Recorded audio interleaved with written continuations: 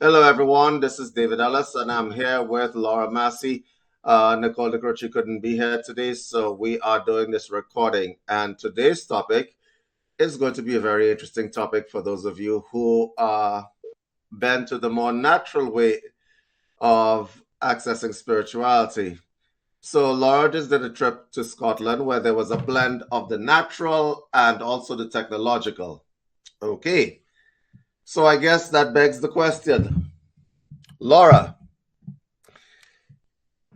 is shamanism still relevant in a modern society? Oh, we're going to start this discussion because I know I'm going to have problems, right? Stopping you from giving your opinion on this one. Go ahead, Laura. Introduce yourself first of all before you begin.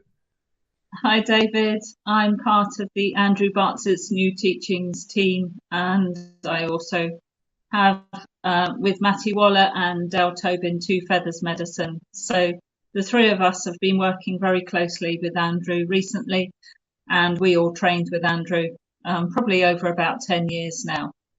So Andrew teaches how to be a modern shaman in a modern world, David. So that is in potential for everybody, but not everybody is going to choose to do it, as we know. But why would you want to do it? It's like a calling. And those who recognize there is like a false matrix, a false light system on the planet, realize you can work with the natural energies of Earth. It's not wizardry. It's not really magic. You can make it magical and you can make it as mystical as you want to, and that's the beauty of it and the joy in it. But it's working with the natural energies of Earth. It's working with the unseen energies of Earth. And it's a beautiful way to live your life when you walk in balance with that. And most of us have forgotten how to work with the natural energies of Earth. Interesting. First of all, I want to apologize to the audience. Laura's name tag on the screen is not Andrew. She's using Andrew Bartos's phone because we had technical difficulties. So Laura did not undergo any transition that we should know about. We are trying to do at this point in time is okay. So Laura, I'm going to be devil's advocate, right? I'm going to Yeah. be devil's advocate. I am going to say that there are a number of elements of shamanism which would not necessarily work in a modern world. Like, let's say I live in an apartment, as an example, and I just want to make my ceremonial fire,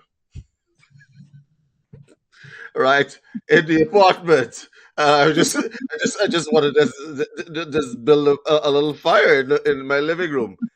So for those people who are living in big city areas where they may be in apartments, condominiums, and townhouses, as an example, would that Okay. be a deterrent to undergoing the training in shamanism? No, but for those who argue for their limitations, it's a perfect reason not to. But if you want to be a true shaman in the modern world, you're not going to argue for your limitations. You're going to recognize where you make excuses not to do things. And they're all the blockages we have for whatever reason, which stops us doing these things. So you live in a modern apartment high up. So you've got access to a park or maybe some outdoor space, or maybe you haven't, or maybe it's winter and it's as cold as it could get, like what happens to David sometimes, and you don't want to go there. So do you have like a gas burner? Because I've done lots of ceremonies on my 5-ring gas burner, my where I cooked in my kitchen. If not, do you have a portable camping stove? Could you get a portable camping stove and put a pot of water on there to boil? It's all about the amount of heat you can get from it. And we have this discussion time and time again. It comes up on Andrew's shows. Can we use candles? No. There's not enough heat generated in candle power. Andrew's been teaching that for as long as I can remember. You need to do a fire. And I made plenty of excuses for myself. And I lived, when I started doing this, I lived in a house with a garden. And my excuse was the neighbours will see me. They'll wonder what I'm doing lighting a fire. So I used to hide myself, and I used to get a barbecue tray and hide myself at the bottom of the garden so the neighbours couldn't complain about the smoke. So we do make a lot of excuses not to do things, but you can do it in an apartment and ideally do an outdoor fire. But if you need to generate some heat for the clearing of negative energies or the other alchemy work that you use heat for, you can do it over your stove at home, but you need a flame. It's you want that flame that generates that heat. Which brings us to the next issue. Let's say that we live in a modern society and we've discovered the uses of aspirin as an example.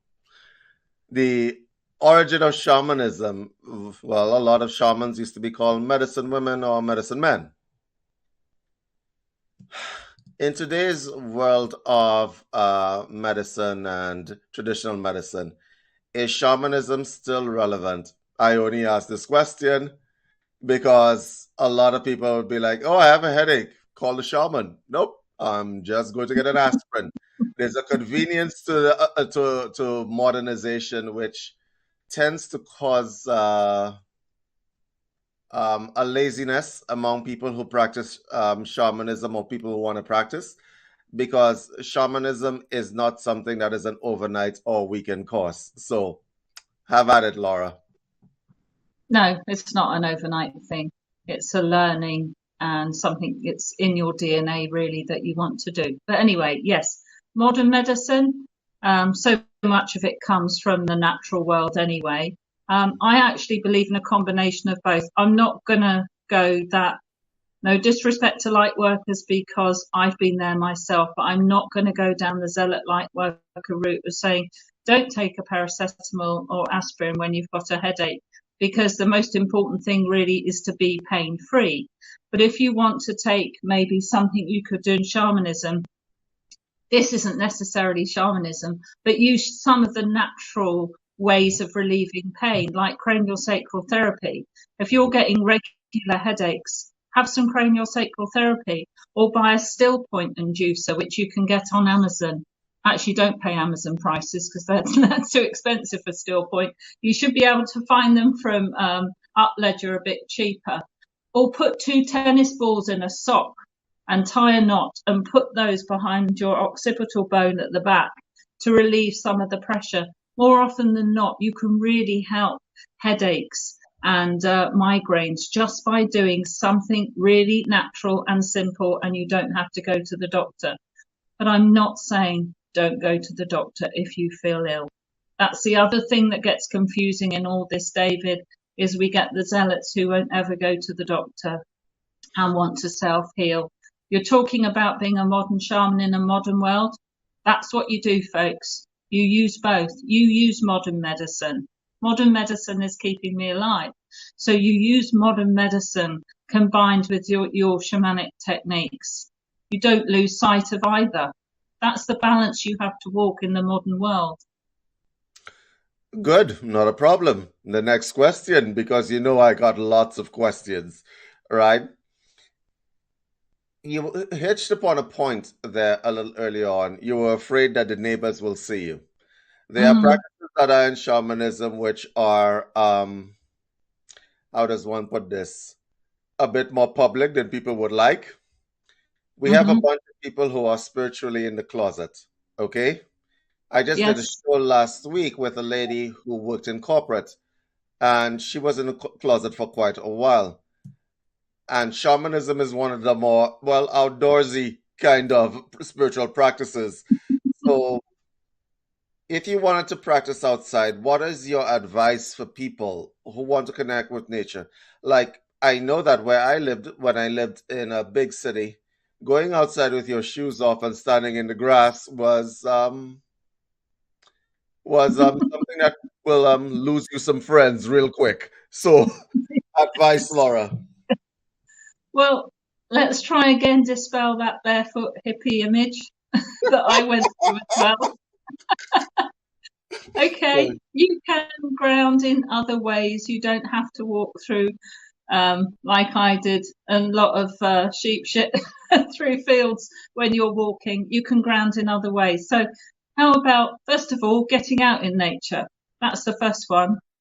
Getting out in nature and having a walk and just listening to the trees talk to you, listen to the wind talk to you. You know, air, spirit. That's your first of the elements, maybe to connect to when you go to out for a walk. So you're connecting to the earth. You're connecting to the 4 elements here. You're connecting to the fire of the sun. That's the fire element.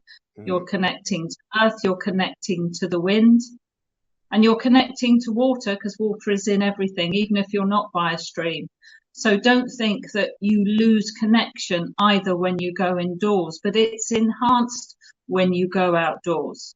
Now, what I found over the years is I had to work on losing those projections, which gave somebody else's view of what I was doing greater input into me than my own view of what I was doing. And I've lost that. So now I can carry my drum, my flute. Many of you would have seen the videos I do with a friend. We'll go into a public park or somewhere and play the flute and beat the drums. And, you know, most times people love it. They're really interested in what you're doing. They like that. So I go out and talk to the wind. I mean, it's considered, of course, you know, you're crazy if you talk to yourself, which of course it isn't at all, because you can have some very good conversations with spirit and with your inner self too. I mean, that's, you know, but just go out there and do something that connects you with nature. That's the first step. And so many of the people out there who've started off on the shamanism route do just what I used to do. They collect a feather, they collect a stone, they collect something from somewhere they've been, like a sacred site, that connects them to that space. Now, that's not difficult to do. Nobody's going to comment on you picking up something from a sacred site, be it a feather or a stone or something like that, that's connecting you to that special place. But the important thing is don't let other projections run your life. Agreed. And I just want to say something here on that point. Listen, you guys are going to be weird to somebody. Everybody is weird to somebody, okay? That's the motto that you should live by. So no matter how weird you are, you should just be yourself, because there's one thing that I've learned in life. If they can't accept you as you, then they can't accept you, period. Yes. Really. Yes. Which brings us to the next construct, shamanic psychology. I wanted to do an entire show on this. Okay? I wanted to do an entire show on this question, but I'm going to just squeeze the question down. When one decides to walk the path of shamanism, obviously the psychology will have to change. And I say this because shamanism is about connectedness with self, connectedness with spirit, connectedness with the nature and the elements around you. Many people walk out of connection, and this is largely due to the fact that, well, they're on screens like the one I'm looking at right now a lot of the time, right? And they're in their phones and stuff like that, and all that pulls you away from who you are. There are a lot of people that are walking around trying to be social media influencers, trying to be this and trying to be that, all hooked up into the approval system of the matrix, so to speak. How does one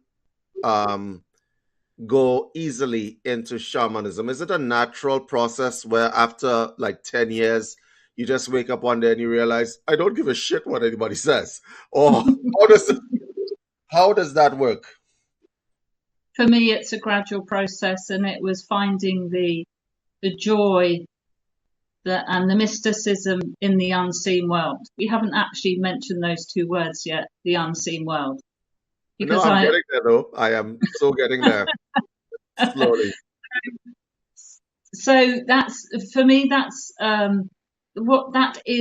what it's about. You're working with the unseen world as well as the seen world, aren't you? And you are aware that the unseen world has effect on everything you do. Everything in the seen world has an unseen aspect, and vice versa. So first of all, in shamanism, when you start to recognize that you can also have an effect in the unseen world by doing your ceremonies and rituals and doing the daily discipline that Andrew's always talking about, getting your connection, your daily prayers. And you can see how it can work for you, not in a selfish way, but and there's nothing wrong with that actually, in a self-developmental way, working with the unseen world. It's about you growing your soul and taking on the responsibility to grow your soul this lifetime. I've drifted somewhat from the question, was David, sorry. No, you haven't drifted from the question. You're actually on point with the question. My next question is a question of culture. So that word shamanism has been, for want of a better word, prostituted quite a bit all over the world. Okay. So first of all, I want to clear up a few things. If you were in Africa and you were practicing shamanism, you were called a dibia. If you were in, I suppose, Wales or England, and you're practicing shamanism, you might have been called a druid. Okay? Right? If you were in the North American continent, you would be called a shaman. And if you were in the Caribbean, you would be called an obia man. Because that's basically what they all do. They all work with the same principles. My question is, and this is a very cogent question, why have some of these titles not been thrown around, right? I mean, people understand what shamanism is, but I do realize that it's just a set of practices that is practiced all over the world. Funny enough, people from different continents all came to the same conclusions as to what the natural world and the unseen world has to offer. They came to the same conclusions, and if you study the Orisha or whatever else, they're saying the same thing. The American Indians are saying the same thing. The people in England and Britain, and the same thing the Norsemen were saying. If this is actually what we all came to as a collective, if this is what we all came to as a collective, that alone should be validity for the practice. Yeah. Why is it that people would have arguments against shamanism, such as it belongs to hippie culture, when it is older than, well, modern technology? It is older than anything else. Why do you think people would like to remove people from their connectedness with the land and with the seasons, the elements, even themselves? It's got to be feared, really, isn't it, at the end of the day? And for some people, it's fear of their own power. And maybe a better word would be potency. It's fear of change, fear of, and I've been there too. Fear of knowing that really you are complete in yourself. You don't need anything else or anyone to complete you. If you just go and do this self-mastery or self-empowerment working with the earth, even don't use the word shamanism. You can use other words because it has been abused, as you've said. It has been made into a bit of a zealot or a bit of a woo-woo word. I think it's people don't want to get out their comfort zone as well, some of it. And it presents for them, just looking back on my journey and how I've been treated, it presents for them something they don't understand. And if they don't understand it, they then fear it. And some people, let's face it, some people just aren't ready for it this lifetime either. But, there's those of us who are and have sort of come to sort of say to people, look, there's nothing really weird about this. It might appear weird at times, but there isn't. It's the most natural thing to work with the earth's natural energies. It's the most natural thing to have an unseen world. Okay. There's nothing odd about that. So I think fair. So the emphasis on the natural world, that started back in Neanderthal times. Cro-Magnon man practiced a version of shamanism. He absolutely did, right? That's why they painted on caves and stuff like that.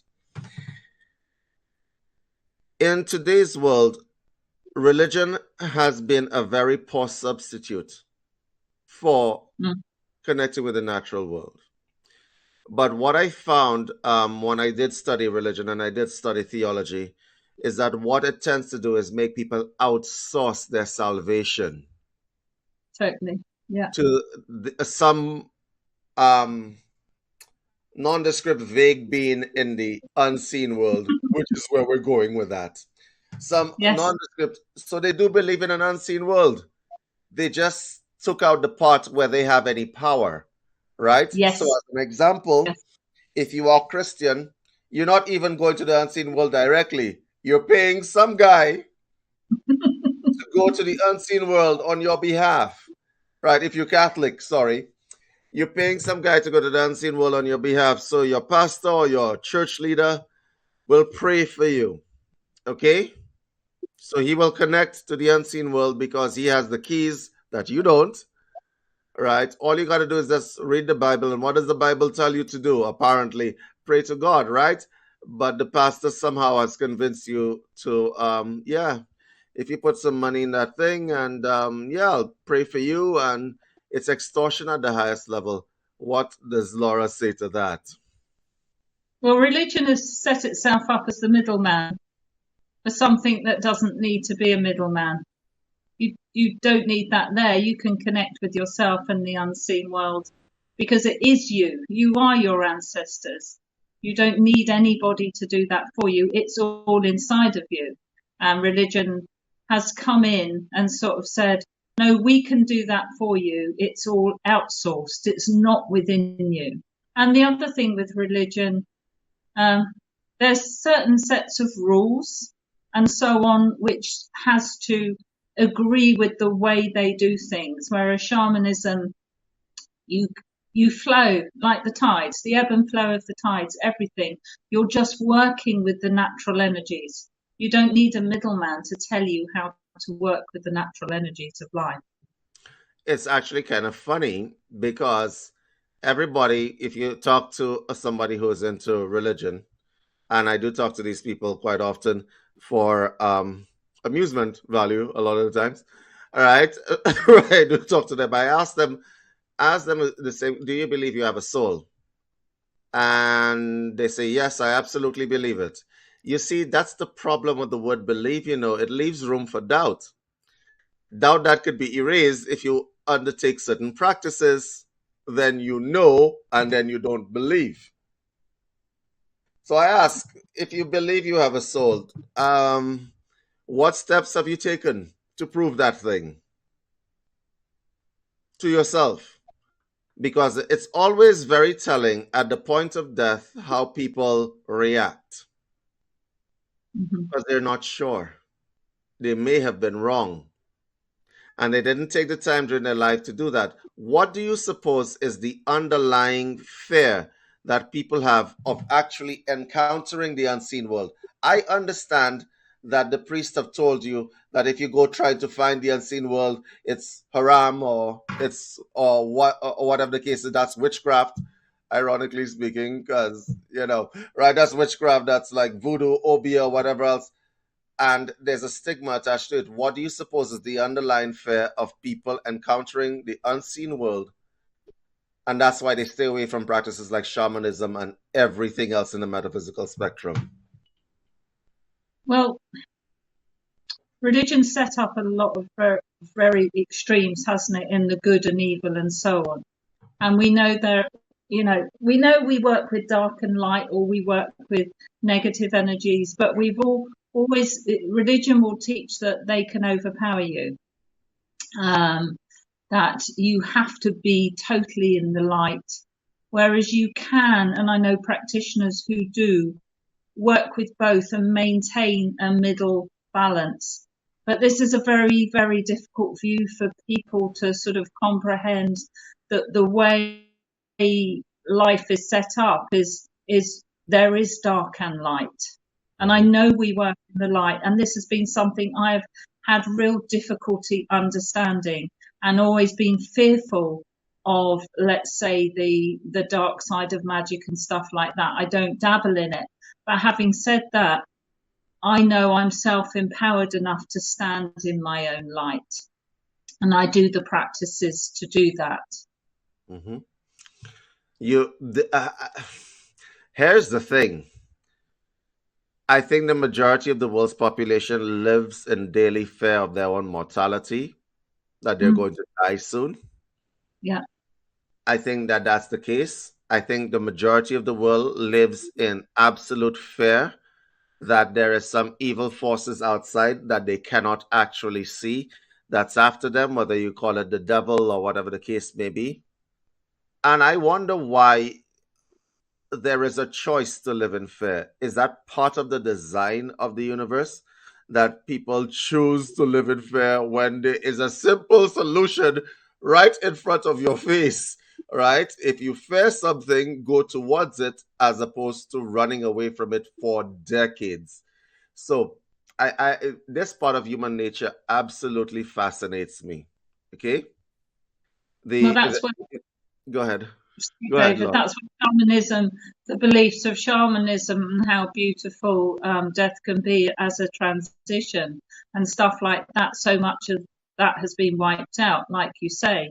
People fear death rather than understanding it as a natural transition into another dimension. And religion has done a lot towards that too.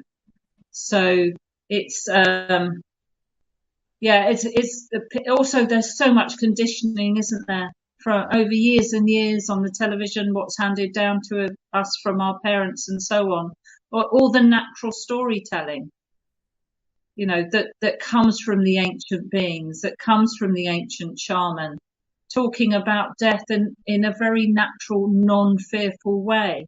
So much of that has been lost. I think a lot of people, when they think about shamanism or they think about the unseen world or anything to do with that, it's kind of like going to a foreign country where you don't speak the language. I mean, it sounds like a good idea, but I don't speak the language, so I'm not getting on the plane. So I don't get to experience other cultures and I don't get to experience other things. So the unseen world for them is like this kind of place where I'll get there one day, but I'm just going to stay within a. Is it? I think it's a comfort curve thing for a lot of people. And the Yeah, problem. and The, go ahead. sorry, David, and there is there's sort of like there's the semi-glamour side of it as well, like um, with the psychics who talk to your dead auntie and or your grandmother and stuff like that. There's not a ghoulishness, but they're sort of interested. They want to know. There's a level at which they will go to, but they won't take it any further. Mm, yes, because they'll just pay somebody like the priest and outsource what they have on board to somebody else to get done. And I suppose there is good and bad parts to that. The good and bad parts to it are, um, well, it dumbs you down quite a bit. It stops you from actually pursuing your own development. The good parts of that is it dumbs you down quite a bit and it stops you from pursuing your own development. Because if you are a naturally cruel and evil person, pursuing that development might not end well for the rest of society. Which brings me to my next question. which brings me to my next question. There are dark shaman people out there. Yay or Yes, nay? yes, there are those practicing dark magic. It's not something I look at because Andrew's always saying what you look at looks back at you.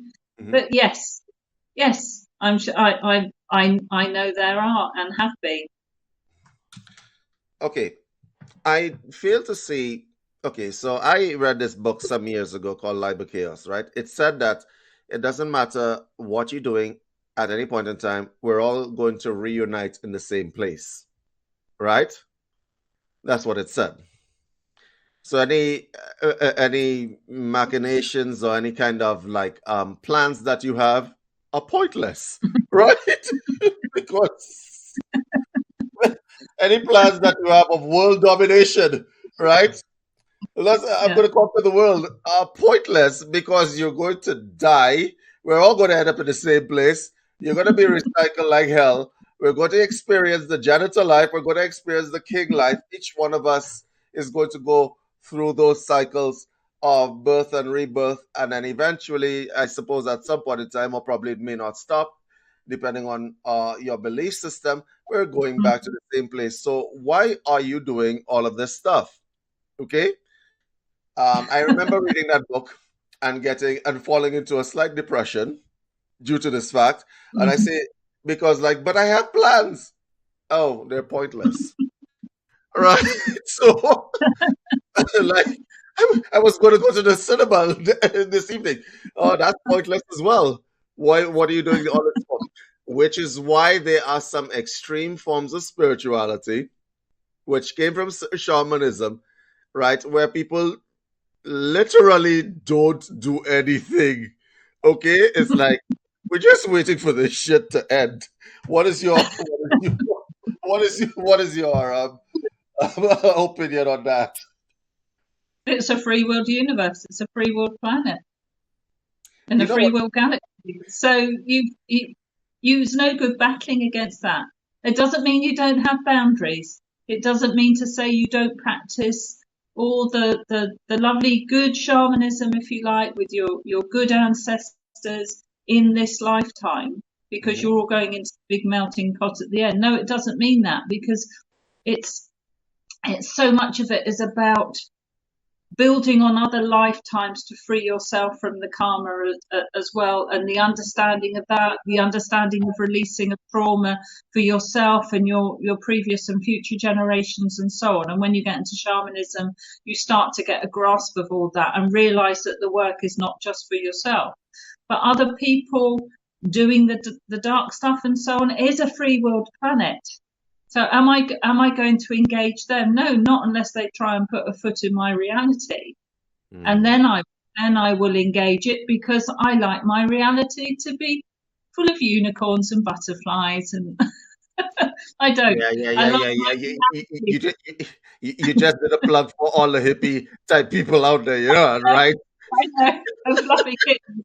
No, You just did a I plug like for my I like my reality to be something I am co-creating with the universe, or co-creating with Great Mystery and Great Spirit is how I work, because that's what works best for my self-development, my self-empowerment, and my soul's development. Because I've always said to you in private conversations, it's not just this lifetime, it's all the other lifetimes we're responsible for healing, so that we can all move forward to that fifth world of peace, which is one of the things that, you know, you're gonna, it's not, I don't want this to sound threatening, you don't have to do that to get there. You do have to hold a frequency of love to do that in part.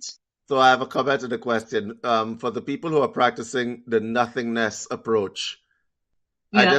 I just want to let them know that you planning to do nothing is a pointless plan on top of it, right? But you mentioned something there that is very interesting to a lot of people. The fifth world of peace. Describe, Yeah. what does that mean? It sounds so hippie. I feel like rolling a joint right now. Tell me. So let's see how Andrew describes it. When all the timelines that contain our best potentials merge Ah, for understood. humanity. Okay. What happens So then? on the merging is then we're operating in the frequency of the fifth world of peace. But Yeah. I'm a great believer that you can feel, well, this is very personal. I can feel some of that when I do my work now, because we're not static beings, are we? We're multidimensional. So we're moving between timelines. We're mixing with different people on different timelines. And I choose, I hope, in the unseen, that's my aim, and in the dream world and whatever, to find my soul family to co-create the energies of the fifth world of peace. Understood.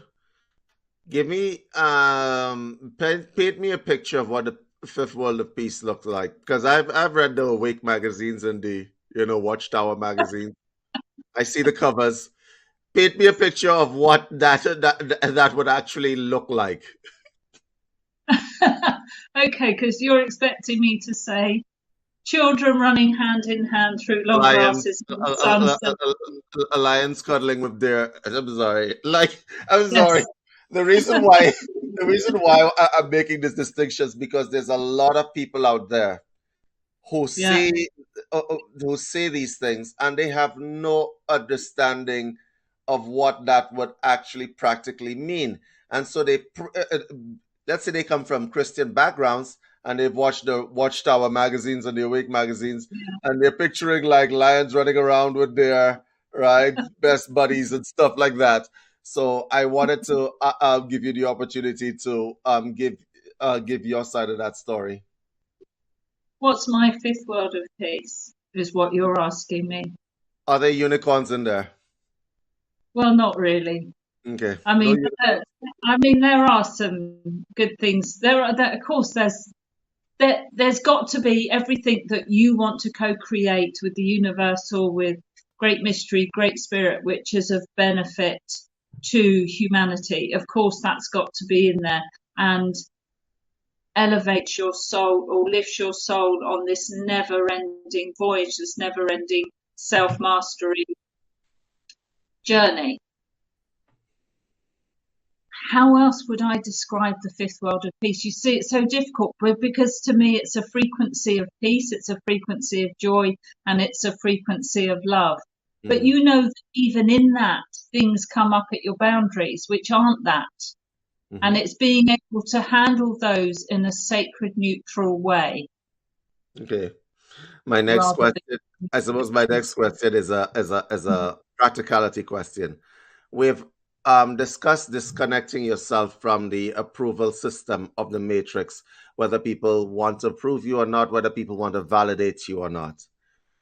You will admit, however, that there are people who are on certain paths that take things over the top.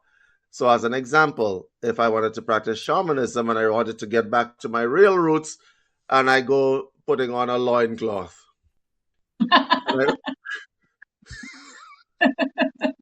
Yes, I know. Do you remember Matty saying on one of the shows that just because you wear a poncho doesn't make you spiritual? Which we thought was hilarious. Let's say I put on my loincloth. Let's just say I put on my loincloth. Yes. All right. This clothes thing is no. I'm just going to take that off. All right. I have my loincloth. I have my little my stick, my loincloth, and a couple of feathers, and I go to Walmart. You do realize that there are some people that do take that over the top. They do. What do you have to say to these people? Or let's say that I want to talk about the fifth world of peace, so I'm going to put on a tiara with a unicorn horn on. Like, I'm just saying, right? What would be your message to people like this? Well, first of all, yeah, it's a free world universe, so you can do that. And quite honestly, though, it doesn't matter whether you do that or don't do that. But what matters is the substance of your actions and what you're doing and what your intentions are. And are you living by are you finding the courage and commitment and discipline, as Andrew's always saying, to do the daily practices, to maintain your spiritual hygiene, to keep up a good rapport with the unseen world that is, again, about the self, finding your own self potential to clear yourself of trauma and stuff like that. Are you doing the work, or are you just putting this stuff on, going out there and thinking because you're wearing this, you're doing something that's good? How have you worked on yourself? Do you journal? Do you call out your parasympathetic when it's trying to run programs that aren't for your greatest good or could be harming other people or yourselves? Yeah, so wearing stuff is fine if you want to do it, but it doesn't necessarily mean you're doing any of the practices at all. And this, does seem to happen quite a bit.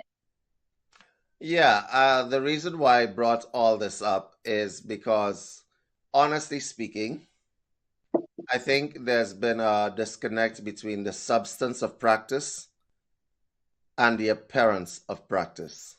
Okay?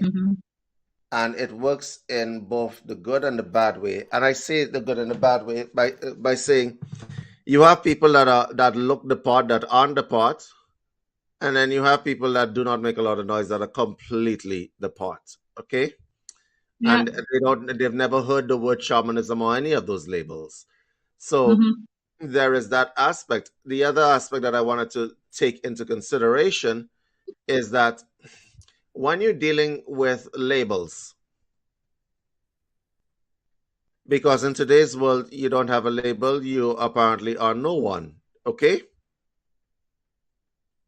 There are a group of, well, shamans, they call themselves shamans in India called Agori.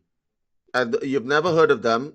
It's a sect of Hinduism of extreme asceticism. And when I say that, I mean they eat dead bodies. I kid you not, that's a real thing. They eat dead bodies. They attend funeral pyres and so on, and they take the ashes of the dead and they smear it all over themselves. BBC actually did a documentary on them some time ago, and the reporter had to run away because he was so horrified by their practices. Right, and so that's extreme asceticism, but they are classed in the category of people that interact with the real world, and their powers, so to speak. I say powers, that's what they call them, but the skills that they develop are very, very, very real. Hmm. Right? So, and they wear loincloths. That's where the loincloth comment came from. So Okay. I'm just wondering by proxy, if I put on my loincloth, will I develop the powers of an Agori if I like stay in the loincloth long enough, man? Yeah, I get your point, and that's what we've just been saying, isn't it? You know, it's not about what you're wearing. It Yeah, really is. It's not about that. You've got to understand the depth of what you're doing. But it doesn't mean to say if you're wearing that that you're not like that, that you don't do the practices. So you can do both. But I think sometimes they miss the point. Let's say that. yes. I would think that they missed the point if you're eating dead bodies. Yeah, yeah, yeah. I don't care what spiritual gifts that gives me. I'm definitely not eating any dead bodies. What the hell? Okay, so there is that aspect. The other aspect that I wanted to, well, I suppose let's wrap this up because Andrew needs his phone back. So the next aspect I would like to take into consideration is if you are an aspiring shaman, you want to start that path and so on. Where do you start? What does that look like? Well, just based on mine, go out in nature, connect yourself. You don't need that middleman. Just connect yourself to the elements. It always starts with the elements. Go and talk to the wind. Listen to the voice of the wind in the trees. Go and watch how water is. Go and look at those places where the veil is thinner between the land and the sea, or go out in mist and get the enjoyment from nature. Clear your mind and just try and work with all the natural elements. And then that's just a start. And then to carry on, then you have to do a lot of the self work, and that's releasing yourself of the trauma and the programs, and that's further down the line. But start off with finding that deep joy in that connection to all the wonderful, beautiful things around you. That is a really good way to start. And it gives you that mysticism as well. When you start, you know, your daily practice as well, your daily prayer practice, and then you start to co-create and you call in the winds and you work with the winds and you talk to the merfolk, you know, and you start to, maybe you hear something back or something comes to you in dream time, and that really inspires you on your journey. Find the inspiration, find that initial magic and find that joy. And if you've lost that on the path, go back and do that again and do Yeah. your daily prayer practice. And please practice shamanism responsibly. If you live in the North Pole, don't go out into a loincloth in December. When you're walking in the mist, please make sure you can see where you're walking. Don't walk next to cliffs. Right? These are the things that one must actually utilize. Common sense is always good with for everything else. I'm going to do the daily giveaway, and then we're going to come back to you to give um way of contacting you. So let me just switch to the next screen. Guys, Sure. today's giveaway is, well, a stay at home and make money course for people who are having difficult times, because I know that some of y'all are having difficult times. It is the state of the economy. So I'm giving y'all the way y'all make money at home in a course. So you all have 10 seconds to scan the code. Scanning in 10, 9, 8, 7, 6, 5, 4, 3, 2, and 1. I'm taking it down, guys. And back to Laura. Laura, I am going to give you the opportunity to give your contact. I'm going to also put it on screen. So go ahead, Laura. Thank you. You can find me at Laura Two Feathers with the number 2, Laura2feathers@gmail.com. If you want a private session, I'm an ancestral medium, so can connect you to your ancestors. Even though you can do that yourself, I can maybe inspire you to do that and take you to your ancestral fire, or anything else you'd like to touch base on as well. And also, if you're interested in our combined therapies UK tour that we're doing at the moment with Andrew, where we're doing a number of different healings with the Lucia light, with the PMMF mat, with craniosacral therapy. We've had some wonderful successes with these combined healings. So if you'd like to be involved in that, please just email me. Thank you, David. Thank you for having me on. No problem. And guys, I would highly suggest y'all contact Laura in any case, because she practices responsible shamanism. And I wear a poncho. David, I do wear a poncho. I'm sorry, I do. You wear a poncho? Really? Okay, all right. So she practices responsible shamanism. I love the earrings. Guys, I will see you guys next week. Take care, guys. Thanks, David.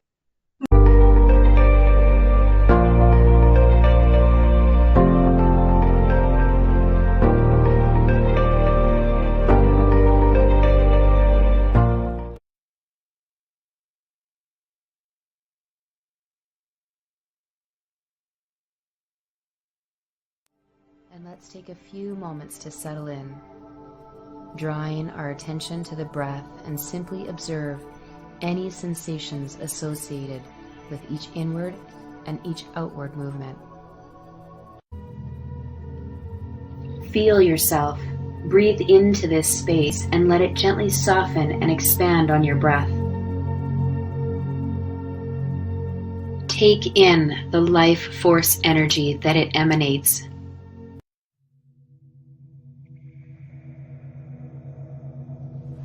Ten-minute chakra balance guided meditation for positive energy. This is your time. If thoughts intrude, imagine they are colored balloons separate from you. Let them go, let them float away. You are present now.